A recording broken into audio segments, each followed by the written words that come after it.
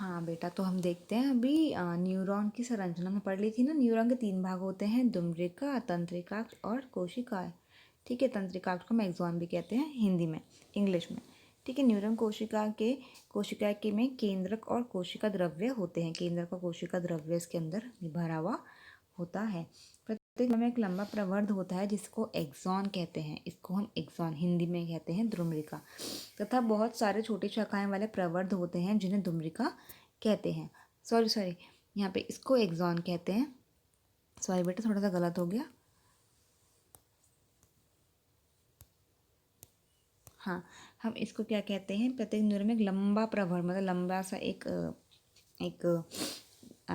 प्रवर्ध होता है, उसे हम क्या कहते हैं, एक्सॉन।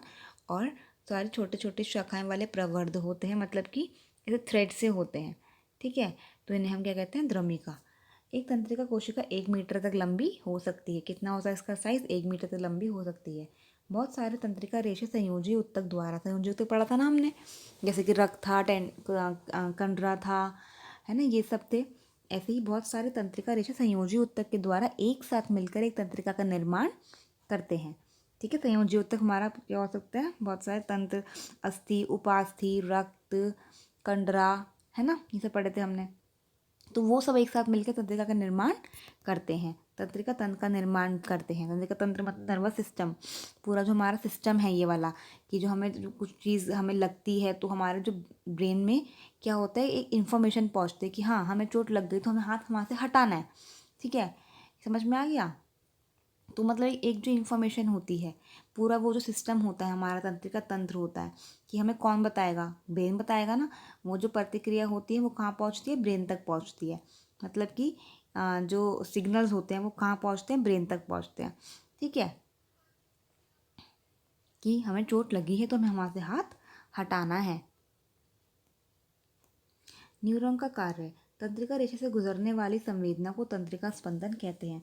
तंत्रिका रेशे से मतलब जो हमारे जो रेशे दिखाए हैं, ये नर्व्स हैं, ये एंडिंग्स हैं ना, इनके रेशे से गुजरने वाली संवेदना, ठीक है, को तंत्रिका स्पंदन कहते हैं। मतलब कि इन सिग्नल, यहाँ से जो सिग्नल्स जाते हैं उनको क्या बोलते हैं, तंत्रिका स्पंदन। ठीक है, कि किसी न्यूरॉन की द्रोमिका और दूसरे न्यूरॉन के अंतिम सिरा ही संपर्क में रहते हैं। न्यूरॉन की द्रोमिका बताया था ना मैंने, ऐसे ऐसे थे या सिग्नल्स थे, है ना। इसका द्रोमिका और दूसरे न्यूरॉन का अंतिम सिरा ही संपर्क में रहता है। मतलब कि इसका एक सिरा और न्यूरॉन का एक सिरा, जैसे कि हम ये मान सकते हैं। इसको हम देख लेते हैं, रुको।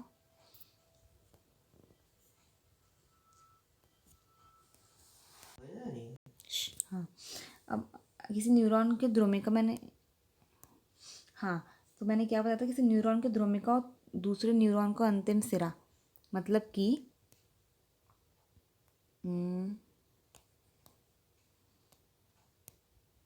ये जो हमारा द्रोमिका है इसका सिरा और दूसरी न्यूरॉन हमारी होगी उसका अंतिम सिरा, दोनों एक दूसरे क्या जुड़े हुए होते हैं। ठीक है, और तंत्रिका स्पंदन को मस्तिष्क से पता था। हमारे जो सिग्नल्स मिलते हैं हमें, जो जैसे कि हमें क्या हटाना है, हमें क्या करना है, क्या नहीं करना, वो जो सारा जो इन्फॉर्मेशन है वो मस्तिष्क तक पहुँचाते हैं। कौन, न्यूरॉन ही पहुँचाते हैं। ये काम कौन करता है, न्यूरॉन ही करता है, कि हमें कब क्या करना है, ये चीज़ हमें हमारे मस्तिष्क तक पहुँचाने में हमारी सहायता करते हैं। ठीक है, हमें अपना इच्छा से अपनी पेशी को गति कराने में सहायता करता है। साथ ही यह संयोजना उत्तेजना के अनुसार तेज गति प्रदान करता है। मतलब कि हमें अपनी मर्जी से हाथ और मतलब अपना हिलाने देता है, हमें अपनी पेशियों को गति करने में सहायता करता है। साथ ही ये संयोजन उत्तेजना के अनुसार तेज गति प्रदान करता है। मतलब कि कभी भी कुछ ऐसे होता है, गर्म है, ठंडा है, हाथ हटा लेते हैं ना, हम तेज़ी से हाथ हटाते हैं तो वो तेज ही गति प्रदान करता है, कि मतलब हमें चोट ना लगे, ताकि हमें वो चोट ना लगे।